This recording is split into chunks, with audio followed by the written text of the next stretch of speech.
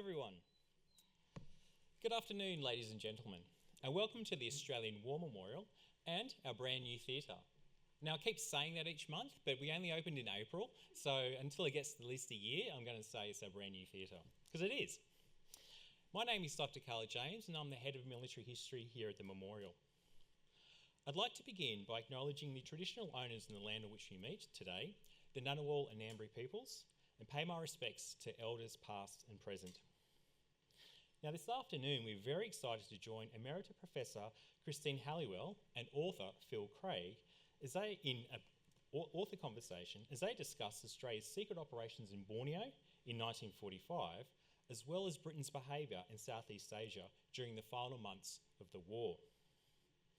Before we start, however, I'd like you to please be mindful of following courtesies for the comfort and safety of all visitors. Please be aware that food and drink, such as mandarins, are not permitted in the theatre. We can only have water. And that also applies for the theatre as well as the memorial's galleries. Please turn your mobile phones to silent or turn them off. The fire exits are located behind you, underneath the little green man at the top of the stairs. And in the event of evacuation, please follow the directions of memorial staff. The bathrooms are located outside of the theatre, to your left, beyond the shop, as well as the orientation desk. And that's where you can also cloak your jackets as well as backpacks should you need to. And memorial staff will be very happy to provide any further information and assistance if required. Now, Christine and Phil's conversation this afternoon is part of the Memorial's ongoing program of commemorative events to mark the 80th anniversary of the end of the Second World War. Now, this program has included free monthly author talks, a season of the play 21 Hearts, Vivian Bullwinkle and the Nurses of the Viner Brook, a photographic exhibition titled Victory in the Pacific, and a special half-day symposium called Interpreting Australia's Second World War, previewing Anzac Hall, and the proceedings of that conference or symposium are now available on the Memorial's YouTube channel. I would now like to introduce Professor Christine Helliwell and Phil Craig. Now, Christine is an author and an anthropologist and an emeritus professor in the College of Arts and Social Sciences at the Australian National University. She has been carrying out research on Borneo's Indigenous Dayak peoples for almost 40 years. Since 2014, she's also been researching the special operations conducted on Borneo during the Second World War by Special Operations Australia. Her 2021 book, Semut, The Untold Story of Australian Special Operations in World War II Borneo, won the 2002 Les Carlin Literary Prize, as well as the Prime Minister's Literary Award for Australian History. Phil Craig, meanwhile, is a best-selling author and multi-award-winning filmmaker. He studied history at Cambridge University and was a BBC graduate trainee and built his career working for the iconic British TV series World in Action and Panorama. He's held senior positions at Brook Lapping Production Company, Channel 4, the Discovery Channel, and the ABC Television here in Australia, and he was here during the Anzac Centenary. And throughout his TV and writing career, Phil has spent many years researching and reinterpreting the story of Britain and the Empire during the Second World War, including his definitive and best-selling account of 1940, Finest Hour, The Battle of Britain. I might also say too that Craig's done a major book tour. He's been to Perth. On Saturday we presented at a conference in Melbourne, and then on Sunday spoke in Sydney, and now on Wednesday is here in Canberra. So he's very much a jet-setting historian, something we can all aspire to. So please welcome Christine and Phil for what I'm sure is going to be a fascinating and engaging conversation.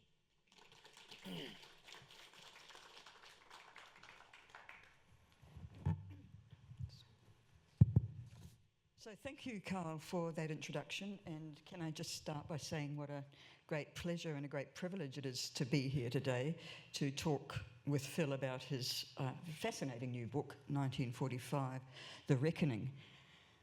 And I need to clarify at the start of this conversation that we're going to mostly talk about Phil's book, because this is the new book. My book, Semut, has been out for quite a number of years. There's already been quite a lot said about it. So I think it's going to be more interesting for you guys if we actually talk about Phil's new book today.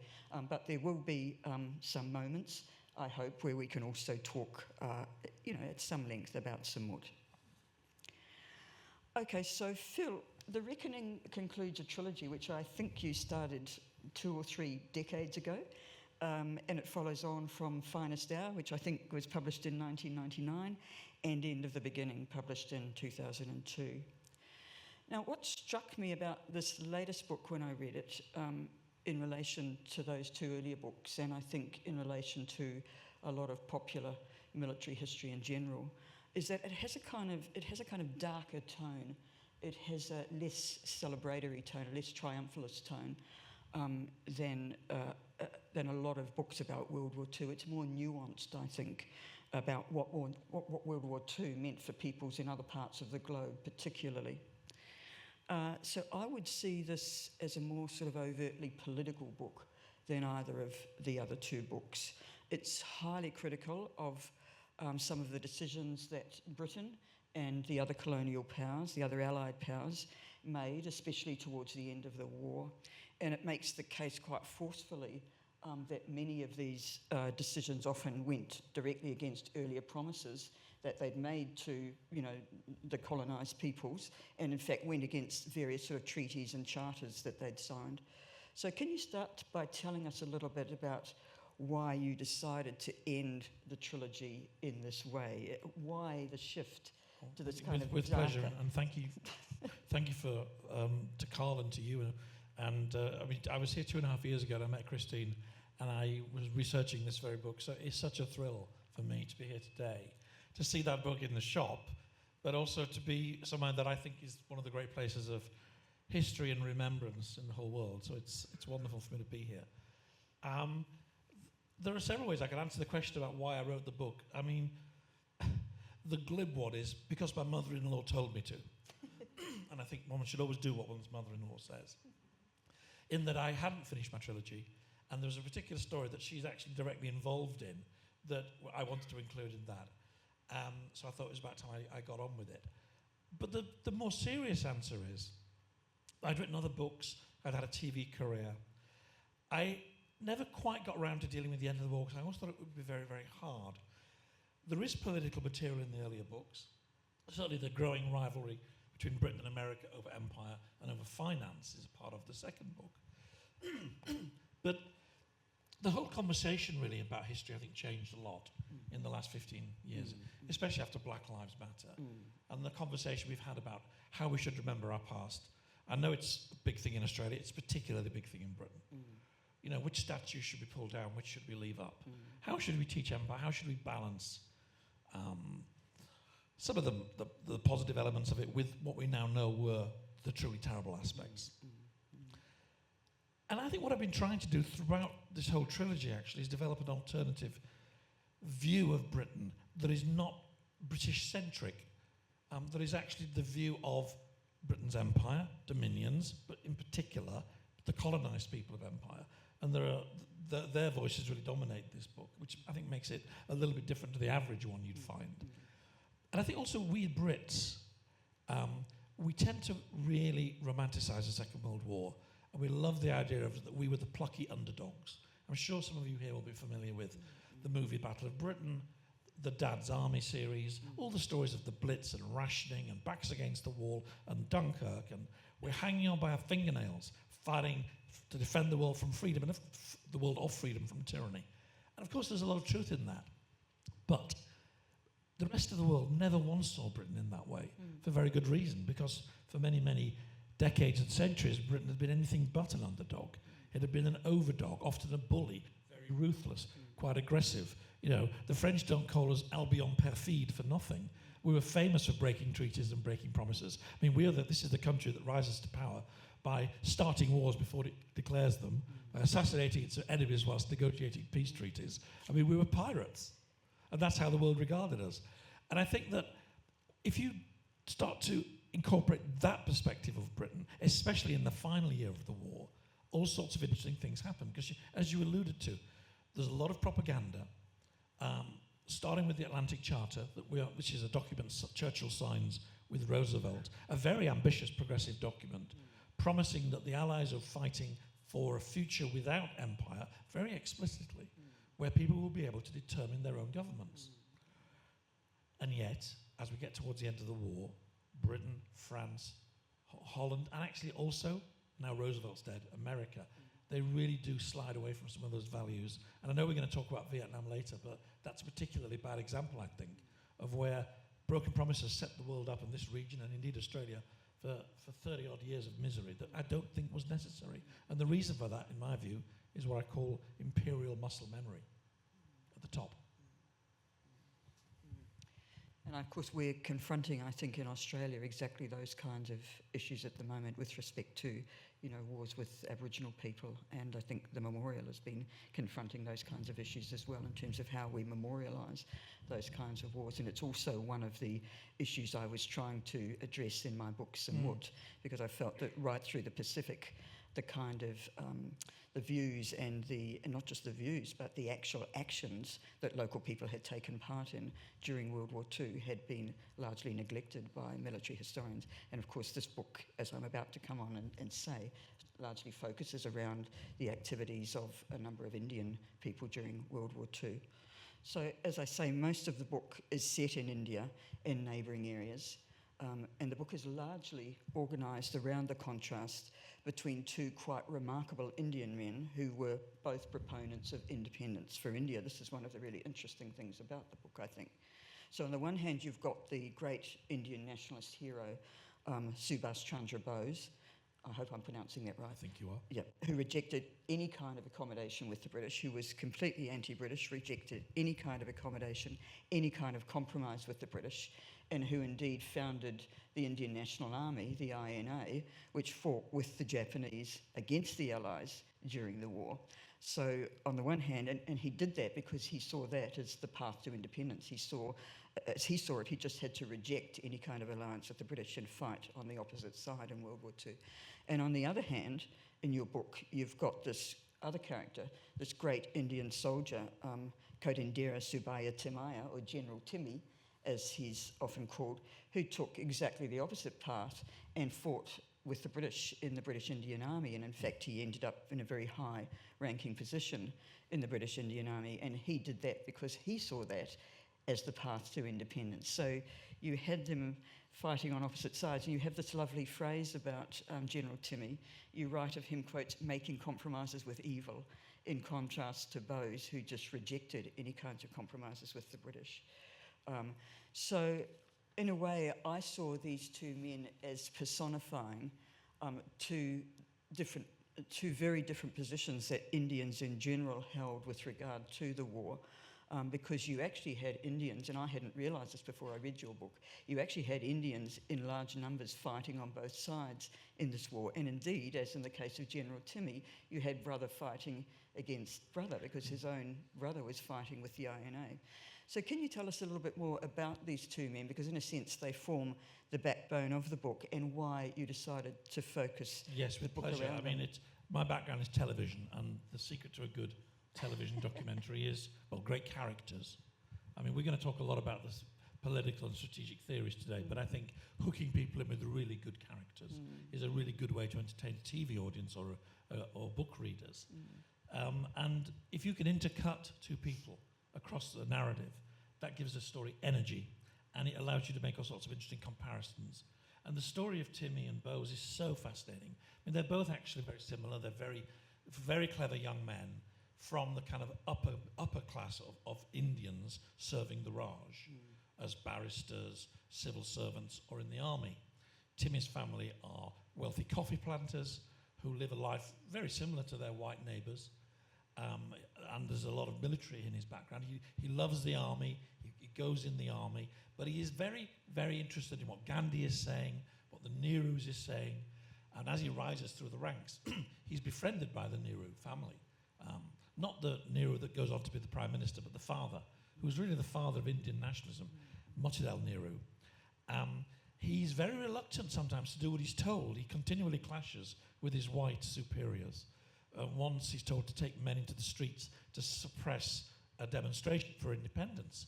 And he says that he will do that, but he will not authorise anybody to open fire. And in fact, that's one of the moments when he nearly resigns, but Nehru talks him out of it. And what Nehru says to him is very interesting. He says, we need men like you. Learn from the British. One day we will need an army for an independent India, and men like you must run it. That'll be the skeleton of our nation. But it's not just that. I think he also has a sort of fondness for the Indian army. I mean, it's extremely efficient in the Second World War, wonderfully efficient fighting force, but it's also, for him, a kind of extended family as well.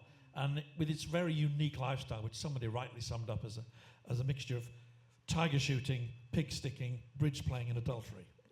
Where they were, of course, all quite louche, really, their lives. Not Timmy's, but the white men around him, usually. No, Timmy came across as a very sort of moral gentleman. Yeah, he's very moral. So that's Timmy. And when the war starts, I mean, initially he's horrified at all the things that are going wrong. Certainly when the Japanese sweep through Asia, when Singapore falls, when Burma collapses, and there's this outrageous racial prejudice on the retreat from Burma. White people over there for a nice boat. Indian people, there's a 500-mile trek through a jungle, have a bottle of water. By the way, there are bandits and mosquitoes. There's that. Then, of course, there's the Quit India campaign in 1942, which is the biggest sort of physical active resistance against the British Empire in India since the Indian Mutiny of 1857. 4,000 or 5,000 deaths. Timmy is very torn. This is around the time his brother decides to follow Bose, but Timmy doesn't.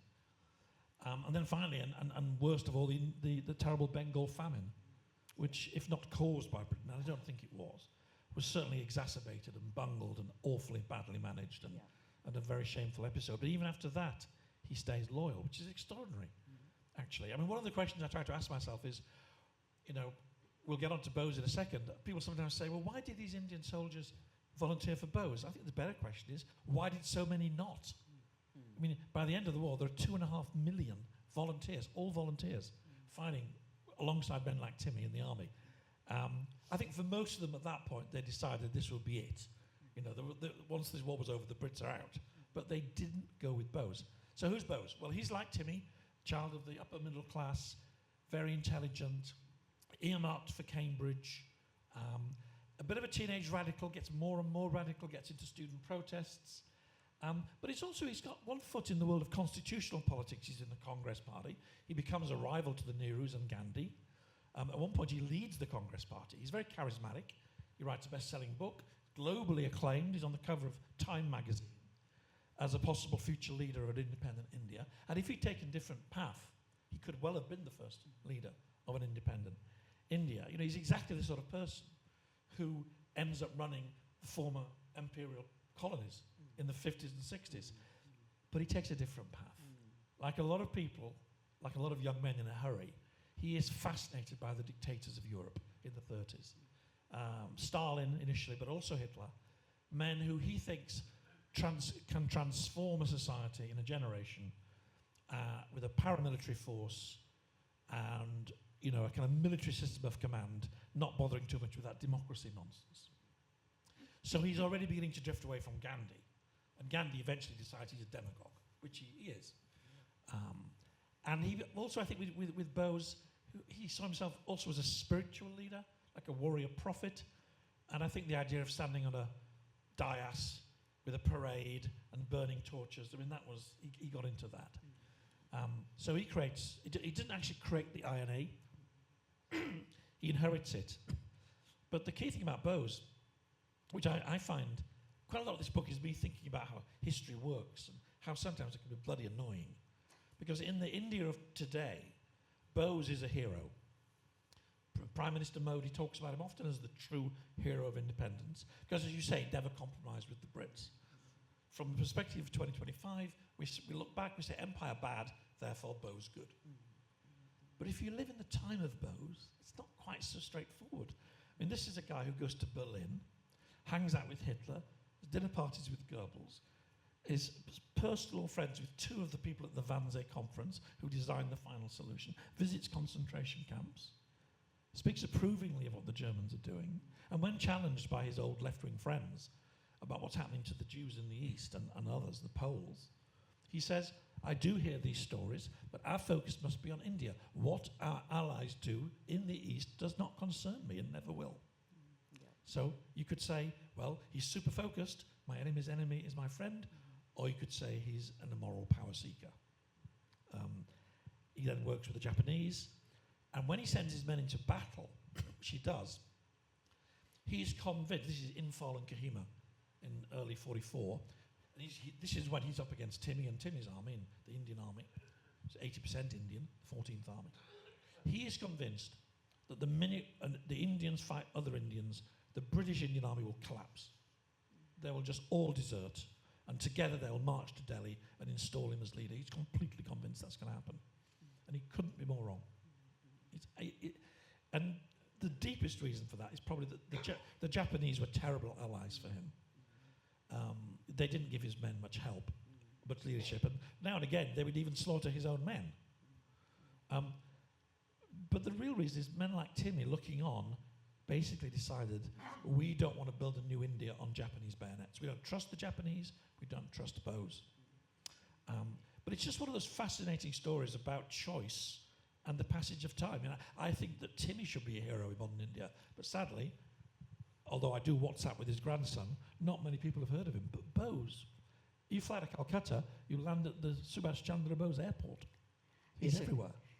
And you and I talked about this a couple of weeks ago, and I hope you don't mind me sharing this with the audience. One of the things that came across to me while I was reading the book was how much you disliked Bose, and how annoyed you felt at the fact that he was kind of revered and celebrated throughout India today, and how much, on the other hand, you liked and respected General Timmy, and how sad you felt, and I think it came across in the way you talked then as well, how sad you felt about the fact that today he's almost completely forgotten about.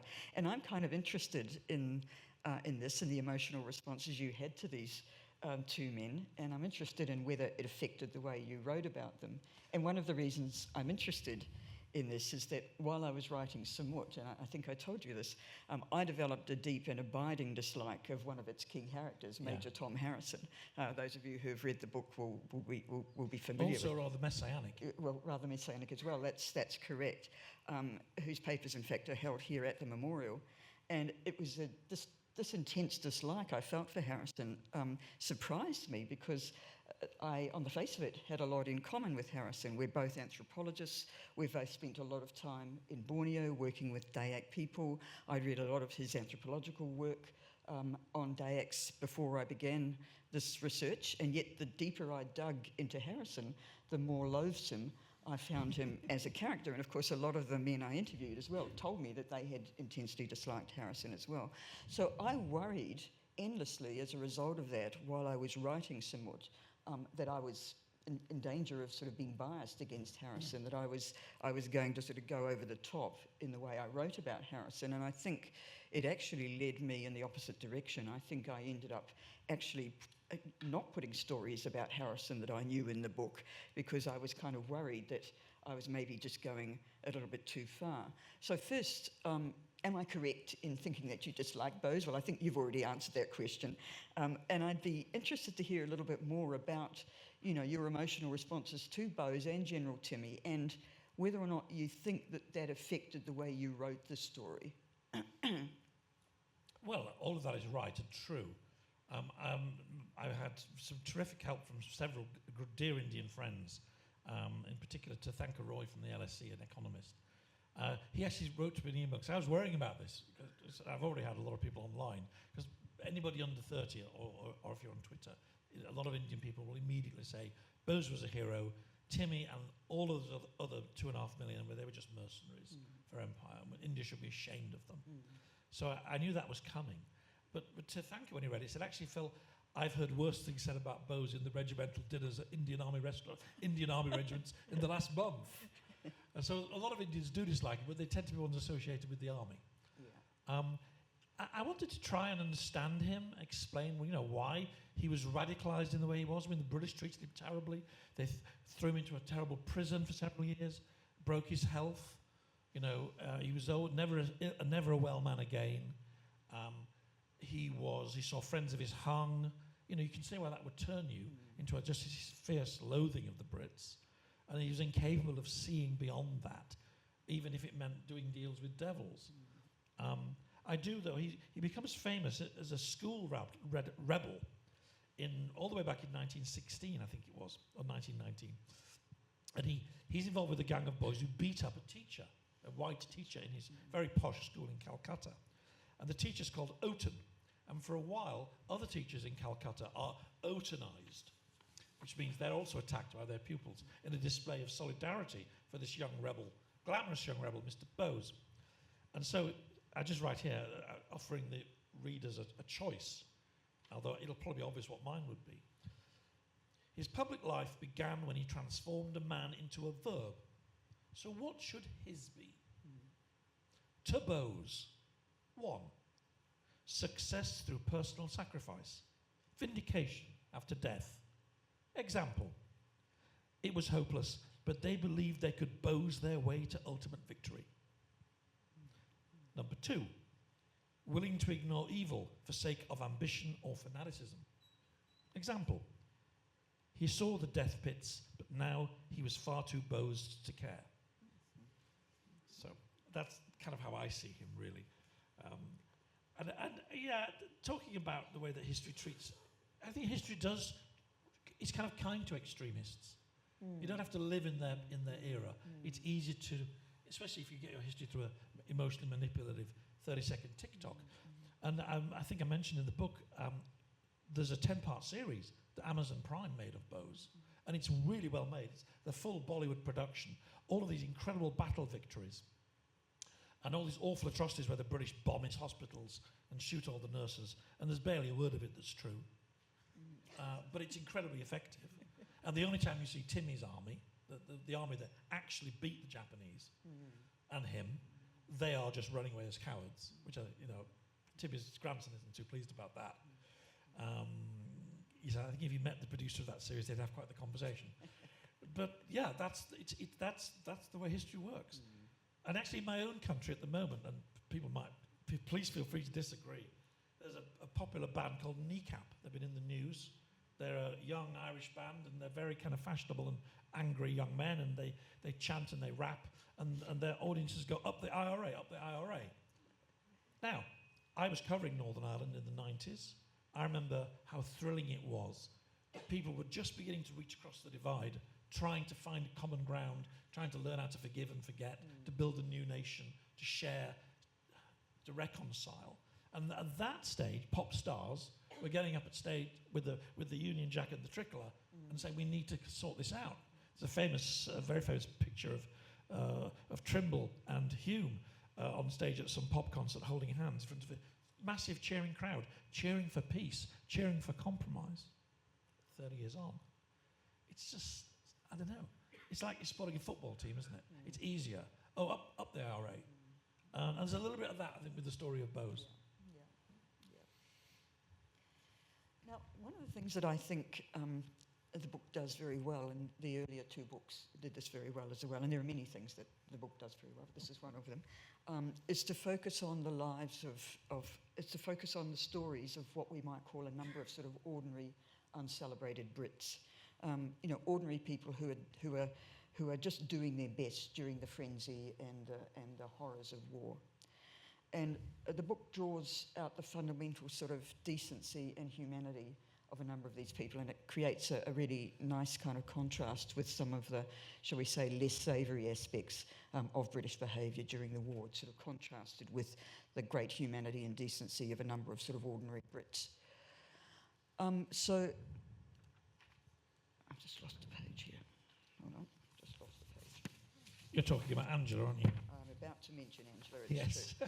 So there's the English nurse, Angela Noblet, who is, I think, really a rather wonderful character, and she appears again and again through the book. And she's a nurse who's sent to nurse in India. She's nursing Indian and British soldiers, and she's living there in this kind of strange colonial world, essentially a world that's essentially defined by racism and racist attitudes towards Indian people.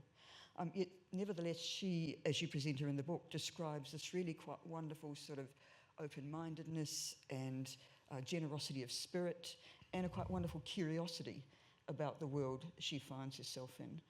And another, I think, for me, perhaps the book's most compelling character was the Scottish doctor, Douglas Peterkin. I think was his name, Douglas Peterkin, who was a man of really quite extraordinary sort of strength and moral courage, who was one of the first responders at the liberation of the Belsen concentration camp, where hundreds of thousands of Jews had been murdered. And of course, you had this very interesting connection with Peterkin, which you mention right at the end of the book. So can you tell us a little bit, these characters are kind of repeated again and again. Their narratives just flow right through the whole book. We meet them again and again through the book.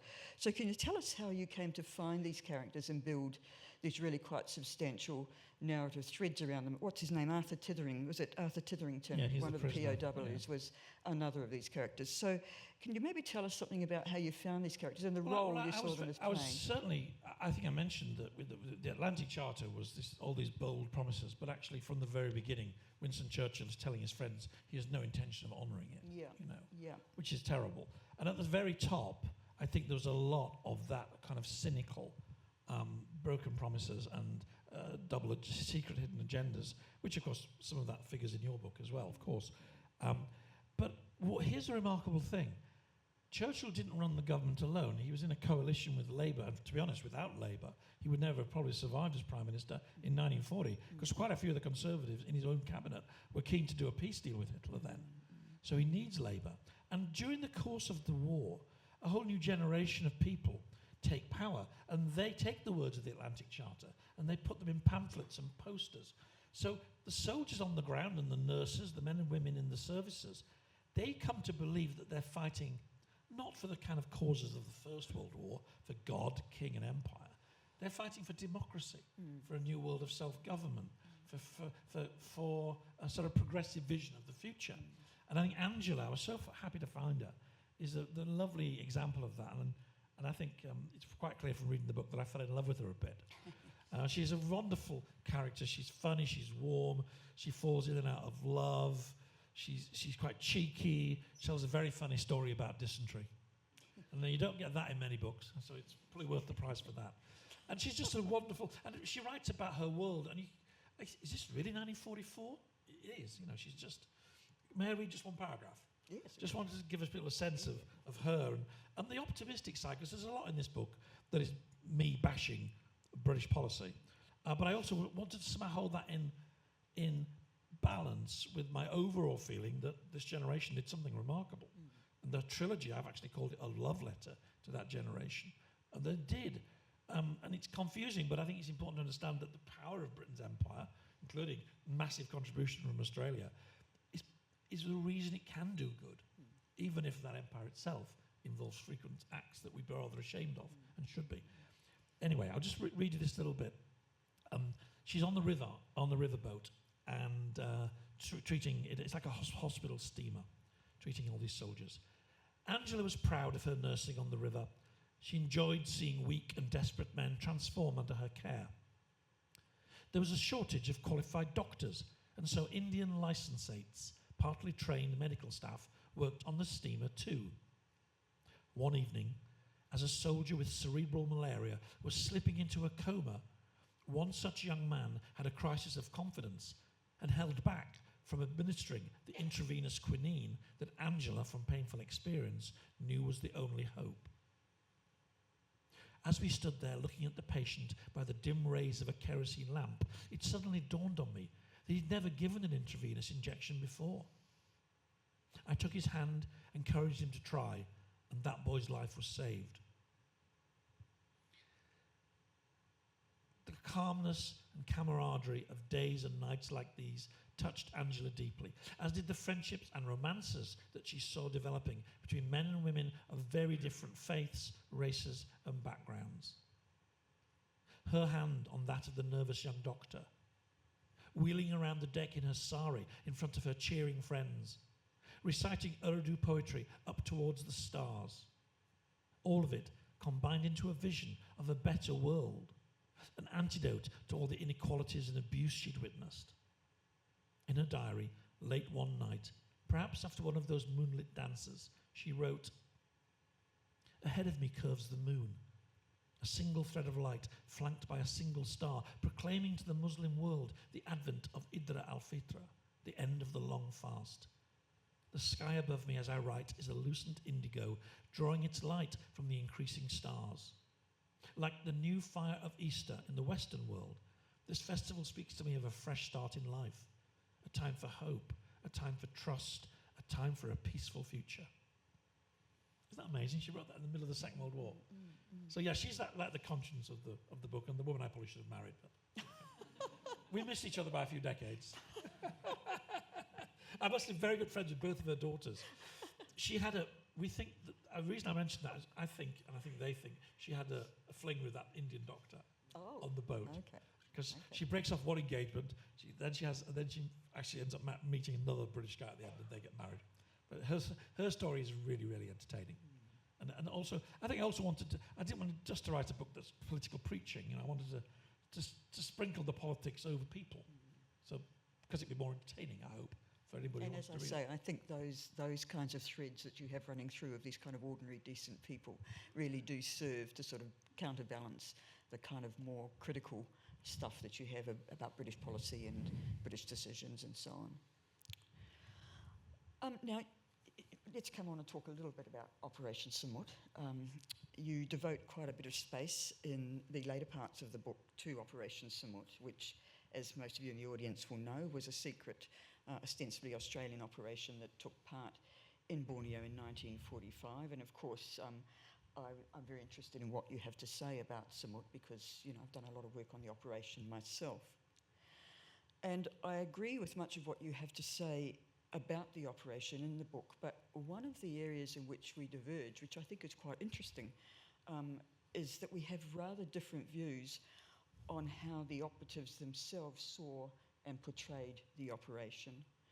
So you describe quite vividly how many of the operatives saw the operation in what we might call these kind of highly romanticised, highly heroicised terms. You use this phrase, a jolly little war, a jolly little jungle war, full of daring do, which they were able to boast about over cigars in their private clubs for decades afterwards. Whereas my portrayal of the way in which the operatives saw Operation Semut was very different. I devote quite a lot of space in my book to outlining how challenging many of them found the operation, how challenging they found the jungle, the difficulties of operating in the jungle, how challenging they found the constant rain, the humidity, the endless tropical diseases that they had, and many of them suffered from ill health for the rest of their lives. And many of them suffered ongoing trauma after the war, especially as a result of the headhunting that they'd witnessed during the operation, which many of them did really find quite traumatic. So you do get these quite different perspectives on Operation Semut come through in our two accounts. And this is one of those moments where I thought I might just say a little bit more about Operation Semut. And if anybody hasn't already, I bet most people have, if anybody hasn't read Christine's book, it is so good. It's such an original mix of anthropology and military history and personal. Thank you. So I just thought, if you don't mind, that I might try to delve into this difference, because I think this difference is actually tells us some quite interesting things about the operation. So I wonder whether our different perspectives on how the operatives saw the operation may have in fact arisen from our focus on two different groups of operatives. So my sense is that you primarily focus on the operations planning group and officers who were almost all British, who were seconded to the operation from the British Secret Operations Organisation, SOE, Special Operations Executive.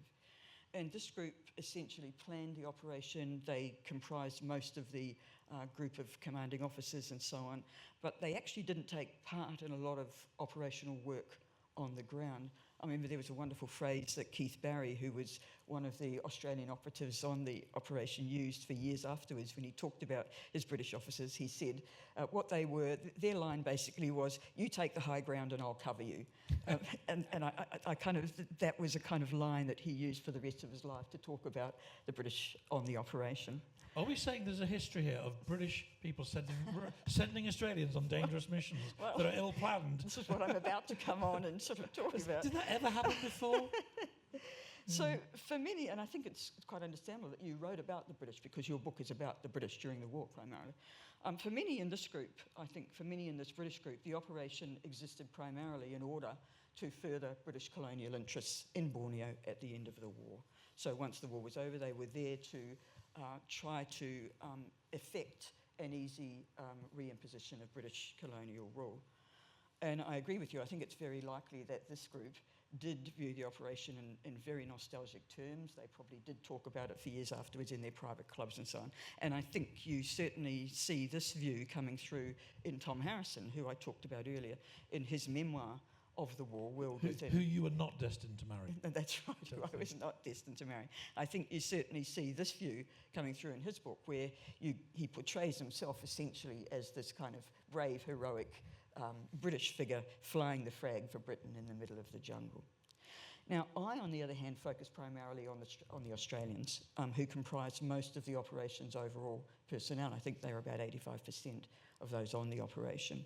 And these guys were mostly not officers, they were other ranks.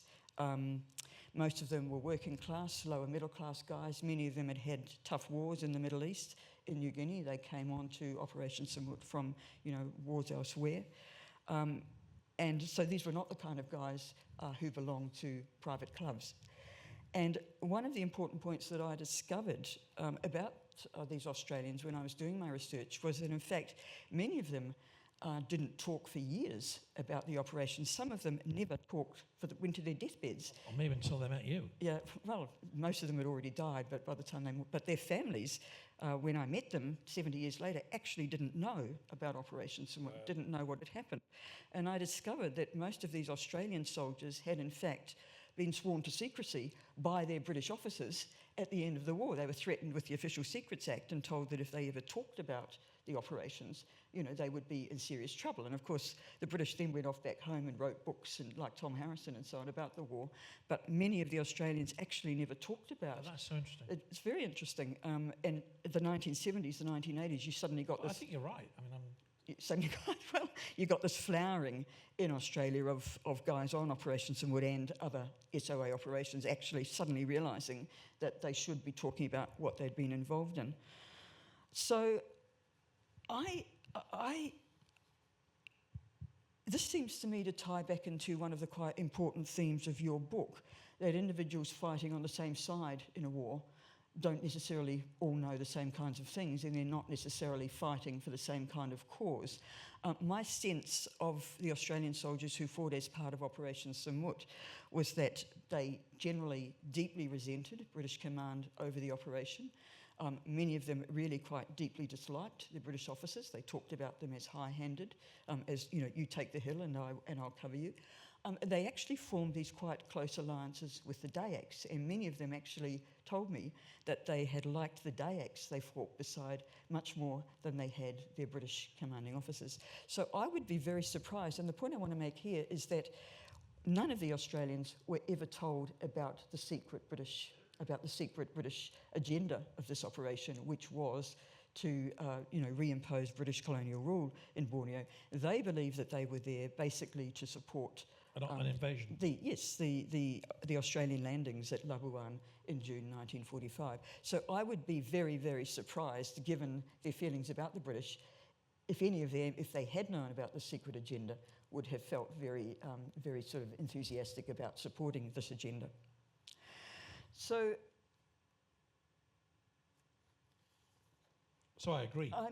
I'm interested in your thoughts on all of this. I guess I'm wondering whether we can see a parallel between the use of Indian soldiers in Burma, in India, in Vietnam at the end of the war. Absolutely. It seems to me there's a really interesting parallel between that. That's absolutely right, because I'm very interested in these kind of broken promises and what happened in Vietnam. We don't have time to do it in detail, but you said the British and the French decided to go into... Roosevelt didn't want this to happen, but Roosevelt's dead. So the British and the French go into Vietnam. They fight Ho Chi Minh. Ho Chi Minh had been allied to the Americans. He'd been kind of promised the country, really. It gets very nasty. They have to release Japanese prisoners of war. This is something that astonished me. Not many people know this. They arm Japanese prisoners of war, send them in to fight against the Viet Minh, who had been allies only weeks before. They do this at the time when the world's newspapers are full of stories of all the horrors of the Japanese camps. Amazing, really. And that sets that region up for 30 more years of war. that's why I was so attracted to the story of Borneo, because it seemed to me to be another example, even though it's a fairly small story in the great scheme of the war, but of the complexity and the messiness and the gameplay. And as you say, an operation that's ostensibly Australian, but's really secretly being controlled from London. And I take your point about the different perspectives of the people involved on the ground. I mean, I've got a bit of the horror, mostly stolen from your book, of what it was really like, you know, when things went wrong, and basically the 9th Division lands, as many of you will know, they don't particularly want to help the Dayaks. They start referring it in their own internal communication as British operations, even though most of these guys are every bit as Australian as they are. And that whole British... And don't actually like their British command. No, resent the their whole British command. British-Australian dynamic, which, you know, we know is complex, comes into play, doesn't it? You get Tom Harrison sending snotty notes to some brigadier in the Australian Army. It's like, I'm not going to help you, mate. You can't tell me what to do. But there's also another layer of tension, though, but that's between special forces and regular army. Yeah, absolutely. Because at one point, some of the 9th Division regulars tried to arrest some of these guerrilla bands, because they think they've gone very... I use General Kurtz from Heart of Darkness, but would you agree there's more of a touch of that in the final acts of this particular tragedy? But yes, you're right. I probably did prioritise the Brits because it played into my bigger point that whatever Angela Noblet thinks on her river, there are people in London clubs with a very different idea of the future. And I suppose what interests me there is that it wasn't only sort of people who were still under colonial rule, brown-skinned people under colonial rule, who were being used in this way. It was also people like Australians, New Zealanders, who were ostensibly independent by this time, although Australia had only just achieved formal independence in 1942, whose soldiers were also being used by the Brits in this way. And I Guilty think as charged. Sorry. Carl, I think we've probably run out of... we need time for a Q&A. No, we do, and I'm very happy to take questions, and I'd love to, actually. But I think just to finish off that point, I really wanted to try and include some Australian stories, probably because I had in the other books. The second one set in the Desert War. Because of a conversation I had with Robin Pryor, another famous Australian historian. You probably know Robin. It's at Adelaide University. He wrote a book called Conquer We Must. A lot of it is about the Anglo-Australian relationship during the war. And he said, I was telling him about this mythology in Britain. We think we're the underdog, but we're not. He said, well, we Australians have the same, you know. We like to think we're irreverent. We tell, you know, stuck-up people to get stuffed. The truth is, for most of the Second World War, we were incredibly submissive. That's what he said. That's a really good sort of summary, I think. So if there's any questions to either of us, please do. Please fire away. Questions. We'll have two microphones on one side of the aisle and the other. And we have a little bit of time for questions. Just down the front here. Thank you, sir. Probably racing Lachlan's going to beat you. Don't trip.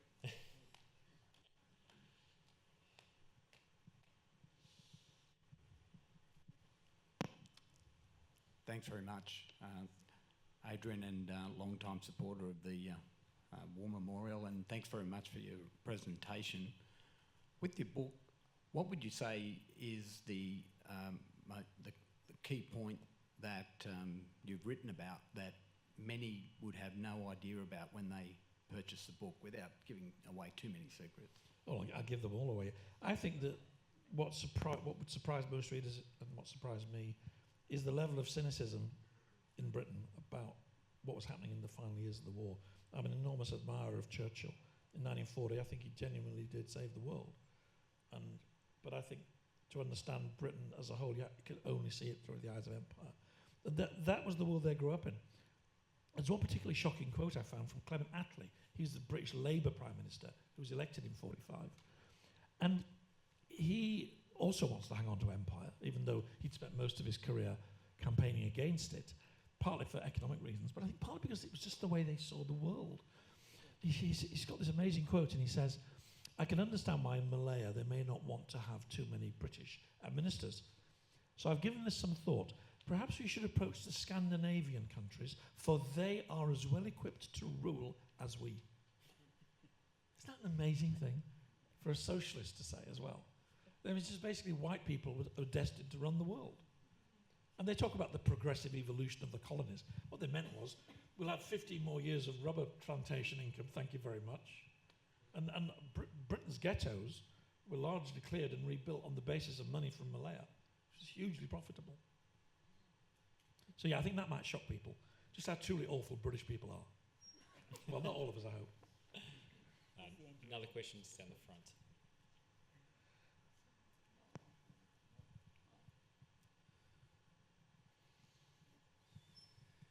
How enduring do you believe the colonial influence is up until this day, and what impact are we currently seeing, especially in this region? In the world of today? In the world of today. That's a good question, isn't it? I mean, we joke about, well, it's not a joke, but the story of Australians being sent by British commanders on dangerous missions from Gallipoli and the Boer War onwards. You might argue that America evolved into a new kind of empire, despite Roosevelt, who really was an anti-colonialist, I think. Truman and the others.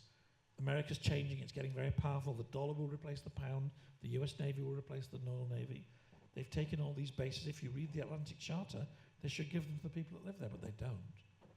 And then within how many years? Rather than Britain sending Australians on dangerous missions, I'm afraid Vietnam happens. And Australia is now maybe in the position of feeling to protect its security, it needs to help the Americans in a war that is questionable. And I think wider than that, the real legacy of some of the missed opportunities, I think it is a book about missed opportunities, is the brutal colonial wars that happened in Kenya and other places, which were probably not, again, I think they were avoidable. I do think they were avoidable. A whole sorts of mini Vietnams. Going back to Robin Pryor, the historian, he said, we always think about history in terms of what happens next. The people who are living history don't know what's going to happen next, and all they can be is influenced by the past. So that means the forces of tradition, conservatism, patriotism, or racism, always count for more than you realise, I think. So it's a rather long-winded answer. Yeah, the reason for my question. Yes.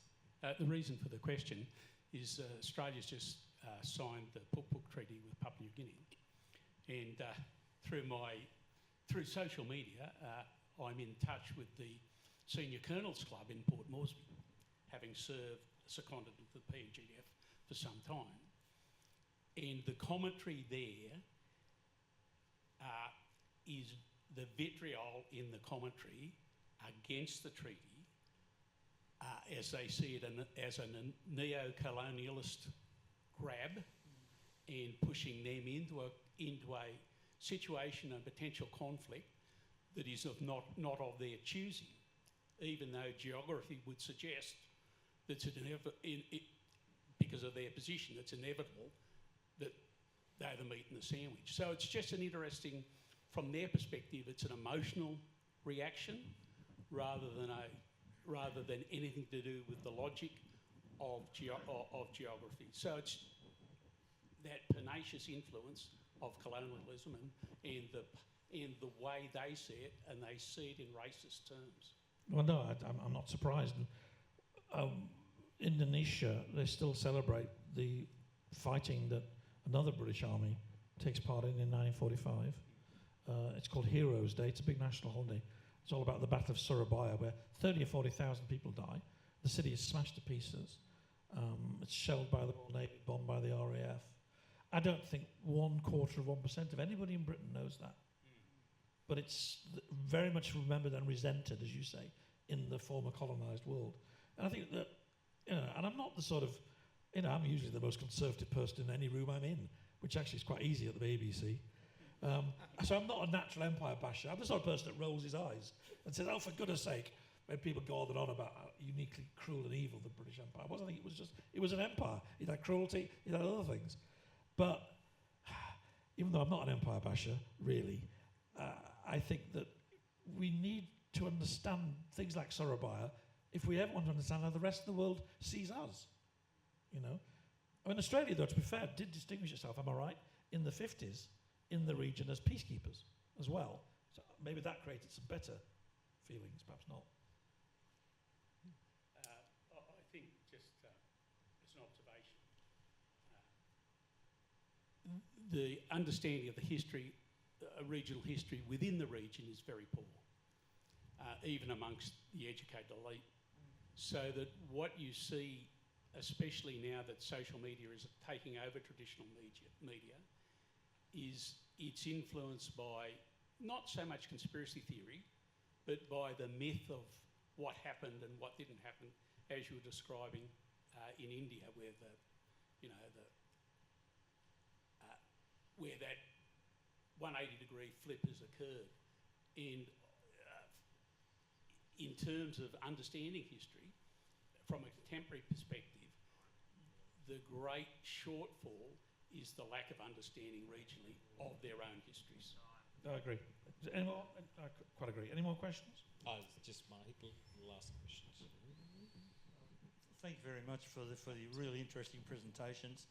Look, I wonder if you can tease out a little bit more just a comment you made about happenings in Vietnam after the war with the French and the British coming in and repression of the Viet Minh.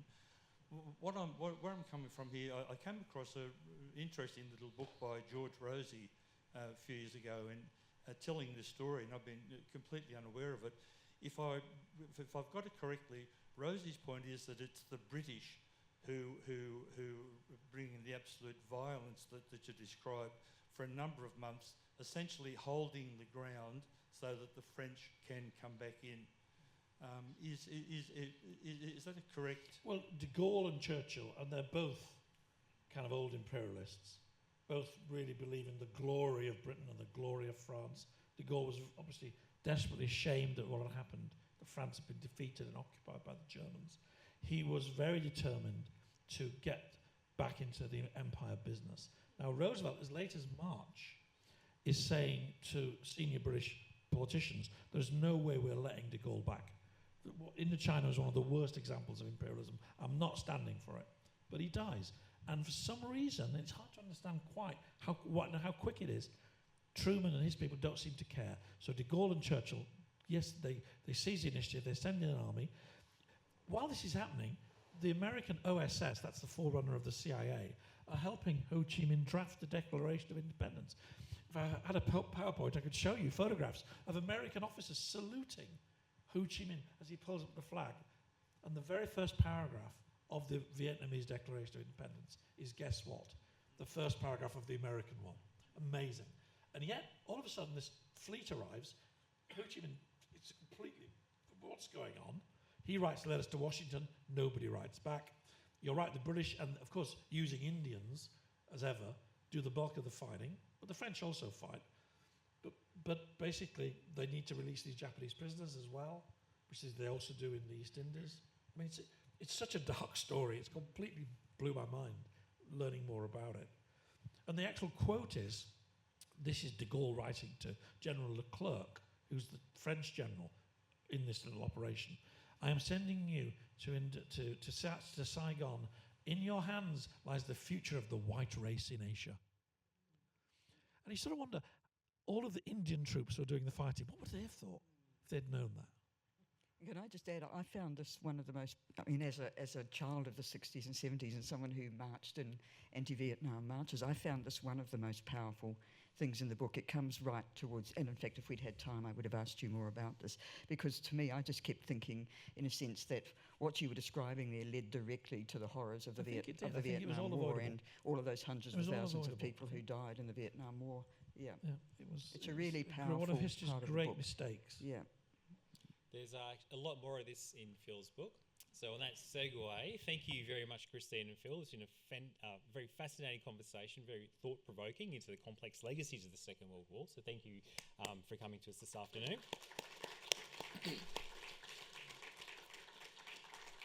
Also, thank you for attending and supporting us as we've been doing this Author Talk series during the course of this year. So thank you. It only works if people that come into the audience, so thank you very much. Also, I'd encourage you on the way out, please visit the shop. You can purchase Phil's book for sale, grab him to sign it while he's here. Likewise, there are a few copies of Christine's book, Semut, as well. So thank you, everyone, for coming, and enjoy the rest of your afternoon.